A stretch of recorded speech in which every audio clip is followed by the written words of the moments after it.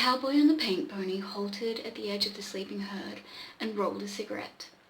His companion was a sombre shadow in the moon glow. "First time riding night range ever gave me the willies," he growled. "How about you, Larry?" Larry shrugged, tilted back his sombrero, and applied a match flame to the twisted end of his cigarette. "Dunno, Joe, you're a nervous type." He inhaled vigorously. The glow tip of the cigarette lighted his lean face with a ruddy flare. Joe's horse moved restively, swaying the man in the saddle. "Funny business," he said. "Yeah," Larry pondered the situation. "The old man and the padre has got their heads together. Maybe the padre's right. I don't know." "In which case," opined Joe gloomily, "we ought to be allowed to shoot, if and they come at all. The padre claims they're bound to. Full moon, he says." Larry reflected on the words he had heard from Father D'Arcy. Here's what he said. There was a werewolf like one of these, raiding a village up in Canada where he had a parish. They tracked it down and shot it with a silver bullet. Turned out to be the town's leading banker. Seems like the critters turn back to their human shape when they're killed. "Werewolves," Joe snorted. "Mangy old timberwolves, I says. Didn't see 'em streaking for the woods last winter after they'd got into the stock corrals and chewed up 30 head of fine steer beef.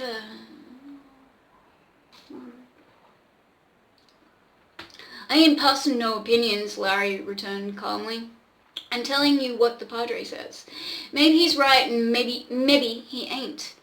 We ain't to shoot anyway, lest they attack us, in which case we got silver in our guns."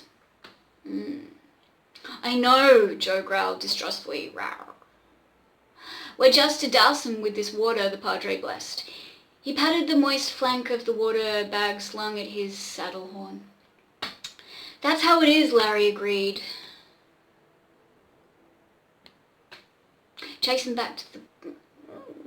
That's how it is, Larry agreed. "Chasing back, the padre says. Only back to where, he didn't say. The old man backs him up. Guess they're fighting something they don't want everybody to know about." He tossed the end of his cigarette upon the hoof-churned earth and wheeled his pony. "Keep a sharp eye, Joe. Slong." The paint pony circled slowly back, while the rider sang softly to lull the herd. Scene break. There was nothing human in the spirit of Kenneth Mulvaney as he lopped across the timbered ridges, with the white she-wolf at his side. The silence was a tonic to him, the keen scent of pine balsam mingling with the dank odour of rotting mould tinged... What? Of? Rotting mould tinged in his... Why? Wait a second. The keen scent of pine balsam mingling with the dank odour of rotting mould tingled in his flaring nostrils. He ran with the lean muzzle thrust eagerly forward, the scent of hot blood a maddening urge. A small creature of the forest sensed the coming of the ghost wolves. It cocked tiny ears, bright eyes with fear. The grey wolf sprang, jaws crunched on tender flesh and fragile bone. The wolf took its first taste of blood, while the white-furred she danced eagerly and licked his scarlet muzzle with impatient... Fuck. That's horrible. Hunger in spite of hell drove him on. The scent of cattle in the dew tingled in his nostrils. No. The scent of cattle in the draw tingled in his nostrils. The wolf pack skulked at the edge of the forest. Wormed through the tall grass, plunged, snarling... Wormed through the tall grass, plunged, snarling among the sleeping herd. The frightened beasts leapt direct. Hooves churned the earth, horns tossed against the sky, dust rose in a cloud to obscure the moon. Cheers. A fierce primal joy flooded Mulvaney's senses, and he made the kill with his white-furred mate leaping at his side. A man's voice shouting brought him with a snarl from the unholy feast. He crouched, ready to spring, eyes blazing at the horse and rider bearing down upon him. The rider passed, horse's hooves thundering, and slashed at the water bag slung to the pommel of his saddle. In mid-spring, Kenneth Mulvaney felt the gush of fluid in his face. Burning rivulets seared down his forelegs. Oh, Benit! Powerful muscles sent him tumbling from the menace of the water the priest had blessed. He fled to the forest and rolled in the cool earth to soothe the agony of his burns. Then he streaked for home. Full-fed, the pack lopped through the forest behind him. At his flank, the white she-wolf whimpered in sympathy of his pain. The pain had cleared the hellish bloodlust from Mulvaney's brain. He calculated coldly, returned to his original problem. There must be a way. He thought of exorcism and rejected. Oh no, what? Why? Why is he thinking about exorcism? Oh fuck, mosquito. Get the fuck away from me. He thought of exorcism and rejected it. They would need the services of the priest of Blastwater. But he wouldn't do. The presence of the holy water showed his hand behind the readiness of the ranchers. Mulvaney could not know the futility of exorcism as Father Darcy understood it. The priest had another thought in mind. How the fuck does he know that? The moon sunk low in the west while they ran. The day would break before long. Shit. At the edge of the timber ringing their own valley, the grey wolf halted the pack and scented the breeze. The grey-furred muzzle twitched at the hateful odour cloying the air. The smell of men. Men between the pack and the water they must gain before dawn.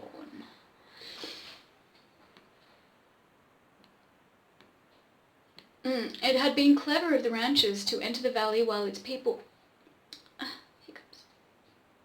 were gone. For a long time they had waited in the shadow of the cottonwoods. At Sam Carver's back, the dark waters of the Ware Creek gurgled musically. In front of him, the westward slanting rays of the moon shed a dim radiance over the silent fields of Ware Valley. The lanky man at his side uttered a low-voiced curse. "What's eating you, Slim?" Yeah, fuck, Slim, really? The story's cliche upon cliche. To some extent. "Damned if I know, boss," replied the man who used to trap the wolves for the bounty. "'Spect it's ants." Ants. He backed cautiously out of the undergrowth and lay down a yard further away. "We have to wait all night," he complained. "The Padre says they'll come back before dawn." "How do we know they will?" "Reckon the Padre's about right. Don't you?" "We find the whole damn town deserted. It's enough to give you the creeps. If it's so certain they were going to attack the herd tonight, why didn't we trap them there?" "It's a problem we got to solve all at once, Slim. Most of them would have got away. This way, we've got 'em all. They have to reach this creek before sunup. It's the only water for miles around." Oh. He peered sharply at the somber forest on the slope. Slim started to move again. "Hold it, Slim!" The lanky cowboy wriggled closer, shoving the muzzle of his rifle into the clear. Clear what? "What's up?" "There, at the edge of the timber. See anything?" Slim peered earnestly through the... no! The page has been creased where it's being copied, and there are words missing. Or are there? Slim peered earnestly through the baffling light. Oh, maybe not. "There's something white moving in the woods," Slim cursed softly. "Them's wolves, old timber." He readied his piece. Carver restrained him with the hand on his arm. "Wait, they'll get in the clear. It's nearly morning and they're desperate for the water. We can wait." Oh man, they're going to shoot the wolves at the water. They're such pricks. The slim cowboy relaxed and made a sound like a sleepy owl. Oh. Oh. Another owl answered from upstream, and one from lower in the... Oh, yeah, okay, like the call. This signal. Lower in the valley. "The boys are ready, boss." "All right, give them the signal to fire when I say so." The old rancher stared hard at the fleeting shapes that skulked at the forest. Fuck, that is itchy. Goddamn mosquito. Prick. The old rancher stared hard at the fleeting shapes that skulked at the forest's edge. The wolves appeared to be nervous and restless. A blot detached itself from the shadow of the woods and trotted a few yards into the open. A white shape joined it, and the two stood sniffing. "Damn," growled the rancher, "they've got our scent." One by one the wolves began to leave the shelter of the timber. There seemed to be hundreds of them to the breathlessly waiting ranchers. The mass moved cautiously down the grassy slope.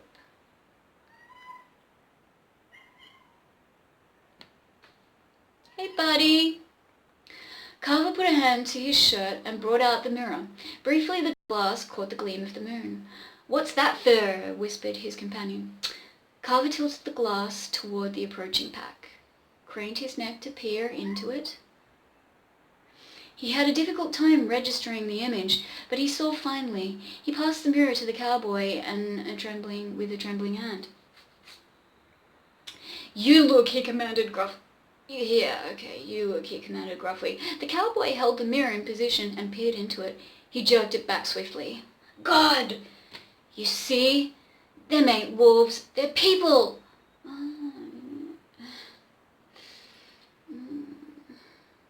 "The Padre's right, Slim. I look at and I see wolves. How come the mirror shows people out there?" Carver shrugged, his mouth drooped bitterly. "I don't know. It's something to do with the silver on the glass. The Padre can explain it, maybe. I can't." He watched the wolf pack fixedly. He was hesitant, reluctant to give the next order. "They're getting set to attack us," he observed. "They can't know we got 150 men here. They ain't got a chance. Give them the Slim. Give them the signal, Slim." The cowboy's face was pale. Whoa. The cowboy's face was a pale blur in the gloom. You can't, boss. It's murder. It's them or us. They wouldn't hesitate to tear your throat out. Come on with the signal." Still murder. Slim hooted twice like an owl. "Woo-hoo! Woo-hoo!" Carver's rifle cracked immediately and lashed an orange tongue into the gloom. Rifle fire rippled through the cottonwoods like a fierce flame devouring a forest of dry twigs. The great white wolf at the head of...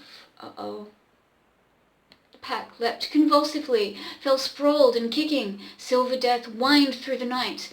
The lean grey shape died with the thunder of... What? The lean grey shape died with the thunder of gunfire in their ears. Did they just die? The massive wolves halted fleetingly, spun and fled for the timber. The hateful fire raked them again and again. Dozens fell, twitched and lay still. Half the pack succeeded in melting safely into the shadows. The firing came to a ragged end. "Some of them got away," Slim said. Carver got to his feet. "They'll be back." The moon shining through the rift in the foliage lighted his face wanly. His eyes stared darkly and his mouth twisted in sickish lines. Sickish. "Can't get over the fact they're human, in a way." He patted the brush and stepped into the clear. "Where you going, boss?" The rancher's white head looked frostily at the moonlight. The gloom made a huge formless bulk of his body. He went forward across the field, lighting the way with a small pocket torch. Hesitating, Slim crawled out of the brush and followed. Behind them, the cottonwoods murmured with the voice of the ranchers. What? Sam Carver knelt at the side of the first form, huddled in the long grass. The lamp played across the naked white body of the girl who lay with her golden head cradled upon her arm. Her face was... oh man, Joan is dead. Her face was hidden in the pool of shadow cast by her own body.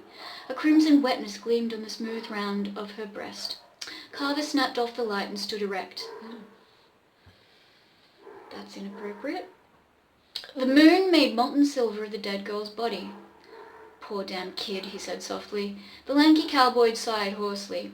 It's murder. We've done murder. The old rancher placed a hand on his shoulder. "'Tain't murder, son. See, when I put the light on her..." The flash glowed. Briefly, she casts a shadow. They was lost souls and what? She cast a shadow. They was lost souls, and lost souls ain't got no shadows. She casts a shadow, though. They were lost. The Padre knows things. The Padre knows these things. The silver bullets kill them and give them back their souls. Uh-oh, Satan. Uh-oh. I don't know how, but the Padre ought to know. He's a man of God. All right, Darcy's not too much of a prick after all. Did I say he was a prick? Can't remember. No, I don't think I did. Well, he's not.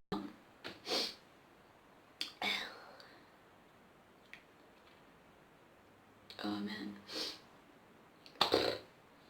Alright, so... I never believed in souls, Slim said hollowly. Sam Carver shook his head slowly. Never took much truck in 'em myself till now. Guess people ain't as smart as they think, are they, Slim?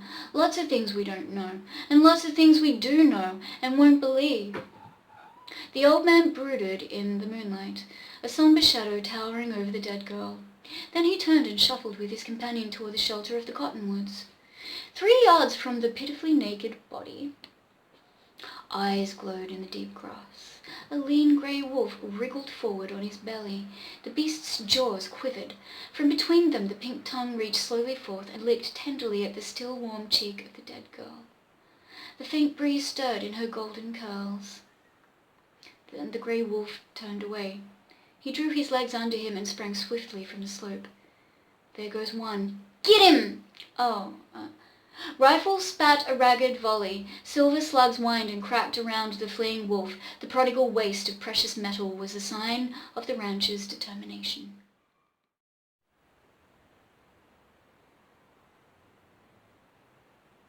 The werebeast reached the shadows in safety, and skulked there, looking down upon the valley. The human eyes showed grief and sorrow, but no hate or fear. The creek and its cottonwoods was a black snake wriggling the length of the valley. Men hid in the cottonwoods, men with silver death in their guns.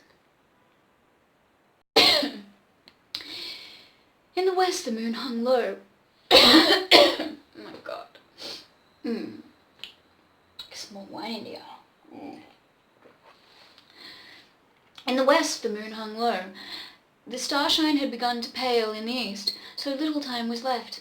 He turned and trotted up the slope among the whispering pines. The clan had gathered on the ridge. Above lay only gloomy rocks and barrenness. The ranchers waited below. The grey wolf moved silently among the pack. They were afraid, he knew it. Picking his way carefully, the grey wolf moved to the spot above them, atop a gaunt, ill-shaped boulder leaning out of the mountainside. In black silhouette against the milky dawn, he lifted his muzzle to the jewel-spattered velvet of the sky. He howled as a wolf howls, savagely, mournfully, with desperate loneliness and grief. One by one the pack took up the cry and gave voice to their own requiem. The men in the valley shuddered at the hideous sound that floated down from the ridge upon the chill breath of dawn. Some crossed themselves. Others cursed under their breath. Fuck. The wolf looked the wolf looked with glowing eyes upon the remainder of his people. He would lead them. He would lead them into the deliverance he had promised himself they should have. The words of San Carver had shown him the way. The moon slipped beneath the shoulder of the mountain that was like a great sleeping wolf, set to guard the valley. The shadow of it cut ominous and menacing across timbered slopes and grassy prairies. The chill of dawn fingered into the cottonwoods. Like shadows came the wolves, streaming down the slope. The sky in the east grew whiter and whiter still. In the heart of the grey wolf was calmness and peace. His people followed him into the face of death by silver, and it freed them of Satan's bondage.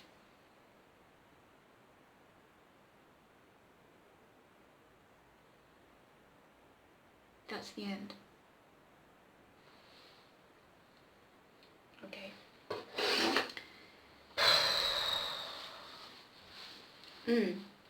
Well, alright then. So yes, it looks like, indeed, Kenneth stepped up to be the alpha he was born to be. Poor Joan, she got shot. Doc never returned, which is a shame. I'm assuming that the grey wolf who trotted out of the forest with White Wolf was Joan's father, Jordan. It was Jordan, wasn't it, right? Yeah, but fuck, what a sad ending. However, what choice did they have? There you go. Rest in peace, Kenneth Mulvaney, and the folk of Wareville. I don't know how to feel about that.